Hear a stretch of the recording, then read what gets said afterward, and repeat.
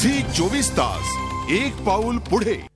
इकडे गोंदियामध्ये भात शेतीच्या कामाला वेग आलाय। गेले 3-4 दिवस चांगला पाऊस झालाय, त्यामुळे पेरणीची कामं पूर्ण करण्यासाठी शेतकरी बांधवांची लगबग सुरू आहे।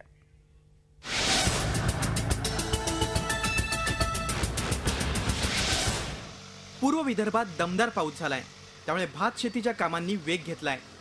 राज्यात भाताचं कोठार मानल्या जाणाऱ्या गोंदिया जिल्ह्यात सध्या शेतकऱ्यांची मोठी लगबग पाहायला मिळते। भंडारा आणि गोंदिया जिल्ह्यात भात शेतीचं प्रमाण मोठं आहे। पाऊस चांगला झाल्यानं पेरणीच्या कामांमध्ये शेतकरी व्यस्त आहे। 3-4 दिवसांपासून जोरदार झालेल्या पावसानं गोंदियातील नद्या दुथडी भरून वाहत आहेत। तसंच धरणामध्ये सुद्धा पाणी पातळी वाढली आहे। गोंदिया जिल्ह्यातील गोरेगाव, सडक, अर्जुनी, तिरोडा, देवरी या तालुक्यातील 60% पेरणीची कामं पूर्ण झाली आहेत। तर आमगाव, मोरगाव, अर्जुनी या तालुक्यातील पेरणीची कामं अंतिम टप्प्यात आली आहेत। आता सध्या आपल्या रोवण्याच्या कामाला सुरुवात झालेली आहे। पाऊस वगैरे कसा आला? पाऊस वगैरे ठीक आहे। जवळपास गावात किती लोकांच्या पेरण्या वगैरे? 5-7 लाख, कमी 10-15 लोकांच्या पेरण्या चालू आहेत सध्या।